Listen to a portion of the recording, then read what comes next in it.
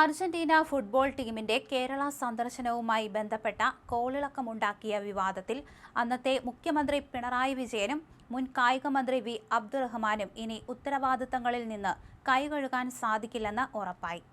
പദ്ധതിയുടെ തുടക്കം മുതൽ ഗുരുതരമായ ചട്ടലംഘനങ്ങൾ നടന്നിട്ടുണ്ടെന്ന് സ്പോൺസർഷിപ്പ് ഏറ്റെടുത്ത റിപ്പോർട്ടർ TV മാനേജിംഗ് ഡയറക്ടർ ആൻഡോ അഗസ്റ്റിന്റെ വെളിപ്പെടുത്തലിലൂടെ വ്യക്തമായിരിക്കുകയാണ്. സർക്കാരിന്റെ ഭാഗത്തു നിന്നുണ്ടായ വീഴ്ചകൾ അക്കമിട്ടു നിരത്തുന്ന കായിക വകുപ്പ് സ്പെഷ്യൽ സെക്രട്ടറിയുടെ ഔദ്യോഗിക റിപ്പോർട്ടിന് അടിവരയിടുന്നതാണ് ഇപ്പോൾ പുറത്തുവന്ന വിവരങ്ങളും.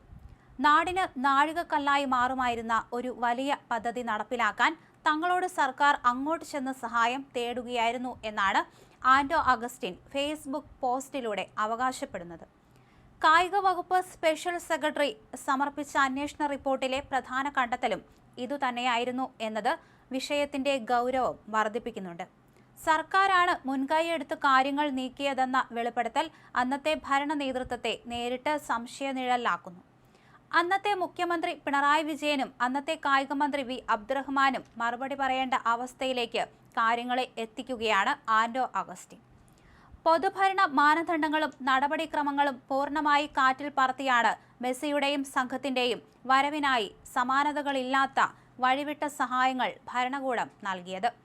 യാതൊരുവിധ സുതാര്യതയുമില്ലാതെ പരസ്യ ടെൻഡർ വിളിക്കാനോ മറ്റു പ്രമുഖ ഏജൻസികളെ വിവരമറിയിക്കാനോ മുതിരാതെയാണ് റിപ്പോർട്ടർ TVക്ക് സ്പോൺസർഷിപ്പ് തളികയിൽ എന്ന പോലെ വച്ചു നീട്ടിയത്.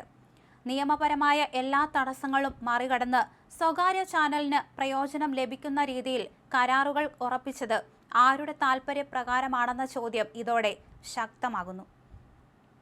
ക്രമക്കേടുകളിൽ എൻഫോഴ്സ്മെന്റ് ഡയറക്ടറേറ്റ് പ്രാഥമികമായ അന്വേഷണം നടത്തി. സംഭവത്തിൽ വഴിവിട്ട സാമ്പത്തിക ഇടപാടുകളും വിദേശ നാണ്യ വിനിമയ ചട്ടത്തിന്റെ ലംഘനവും നടന്നിട്ടുണ്ടോ എന്നാണ് കേന്ദ്ര ഏജൻസി പ്രധാനമായും പരിശോധിക്കുന്നത്. കേസിലെ സ്പോൺസർഷിപ്പ് ഏറ്റെടുത്ത റിപ്പോർട്ടർ TV മാനേജിംഗ് ഡയറക്ടർ ആൻഡോ അഗസ്റ്റിനെ ചോദ്യം ചെയ്യുന്നത് നിലവിൽ EDയുടെ സജീവ പരിഗണനയിലാണ്.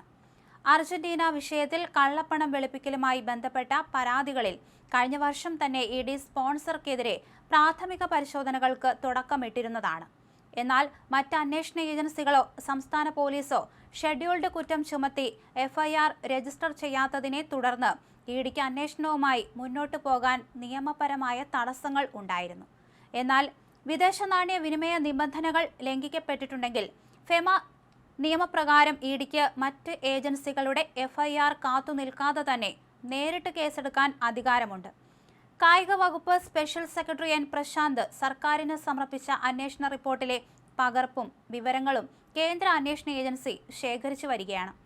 കായിക വകുപ്പിന്റെ റിപ്പോർട്ടിൽ പറയുന്ന അന്താരാഷ്ട്ര സാമ്പത്തിക കൈമാറ്റങ്ങളും സ്പോൺസറുടെ പ്രവർത്തനങ്ങളും ആഴത്തിൽ അപഗ്രഥിച്ച ശേഷമായിരിക്കും ED ഔദ്യോഗികമായി കേസ് രജിസ്റ്റർ ചെയ്യുന്ന നടപടികളിലേക്ക് നീങ്ങുക. അർജന്റീന ഫുട്ബോൾ അസോസിയേഷന് നൽകാനെന്ന പേരിൽ സ്പോൺസർ വിദേശത്തേക്ക് കോടിക്കണക്കിന് പണം അയച്ചതിന്റെയോ ആ തുക അർജന്റീന അസോസിയേഷൻ ഔദ്യോഗികമായി കൈപ്പറ്റിയതിന്റെയോ യാതൊരുവിധ രേഖകളും സർക്കാരിന് സമർപ്പിച്ചിട്ടില്ലെന്നാണ് കായിക വകുപ്പിന്റെ അന്വേഷണത്തിൽ കണ്ടെത്തിയിട്ടുള്ളത്. ഇത്രയും ഭീമമായ തുകയുടെ കൈമാറ്റത്തിൽ സുതാര്യതയില്ലാത്തതാണ് EDയുടെ സംശയം ബലപ്പെടുത്തുന്നത്. സംഭവവുമായി ബന്ധപ്പെട്ട് 126 കോടി രൂപയോളം AFIക്ക് കൈമാറിയെന്ന് ആൻഡോ അഗസ്റ്റിൻ അവകാശപ്പെടുന്നുണ്ടെങ്കിലും ഈ ഭീമമായ തുകയുടെ ഉറവിടം എവിടെ നിന്നാണെന്ന് വ്യക്തമാക്കാൻ കമ്പനിക്ക് സാധിച്ചിട്ടില്ല. റിസർവ് ബാങ്കിന്റെ കൃത്യമായ മുൻകൂർ അനുമതികളോടെയാണോ വിദേശത്തേക്ക് വിദേശ നാണ്യം ഒഴുകിയത് എന്നതിലാണ് ED പ്രധാനമായും ശ്രദ്ധ കേന്ദ്രീകരിക്കുന്നത്. ഇതിനൊപ്പം തന്നെ സ്പോൺസർഷിപ്പ് മുന്നോട്ട് വെച്ച ആ സ്ഥാപനവും റിപ്പോർട്ടർ ബ്രോഡ്കാസ്റ്റിംഗ് കമ്പനിയും ഒരേ വിലാസത്തിലാണ് പ്രവർത്തിക്കുന്നതെന്ന കണ്ടെത്തലും സാമ്പത്തിക ഇടപാടുകളിലെ സംശയം വർദ്ധിപ്പിക്കുന്നു. ചുരുങ്ങിയ മൂലധനത്തിൽ രജിസ്റ്റർ ചെയ്ത കമ്പനിയുടെ പേരിലാണ് കോടികളുടെ കരാറുകൾക്ക് വട്ടമിട്ടത് എന്നത് ED ഡൽഹി തട്ടകത്തിലും ചർച്ചയായിട്ടുണ്ട്. നിലവിൽ കാഞ്ഞങ്ങാട് GST ഓഫീസിൽ റിപ്പോർട്ടർ ചാനലിനെതിരെ നികുതി വെട്ടിപ്പ് കേസ് നിലനിൽക്കുന്നതും സ്പോൺസറുടെ മുൻകാല പശ്ചാത്തലവും കേസ് അന്വേഷണത്തെ കൂടുതൽ ഗൗരവമുള്ളതാക്കുന്നു. മാംഗോ ഫോൺ തട്ടിപ്പ്, മുട്ടിൽ മരമുറിക്കേസ് തുടങ്ങിയ മുൻ കേസുകളുടെ പശ്ചാത്തലത്തിൽ ഇത്ര വലിയ തുകയുടെ സ്രോതസ് വ്യക്തമാക്കാൻ ബാധ്യതയുള്ള ആൻഡോ അഗസ്റ്റിനിൽ നിന്ന് തെളിവുകൾ ശേഖരിക്കാൻ ഏജൻസി തയ്യാറെടുക്കുകയാണ്.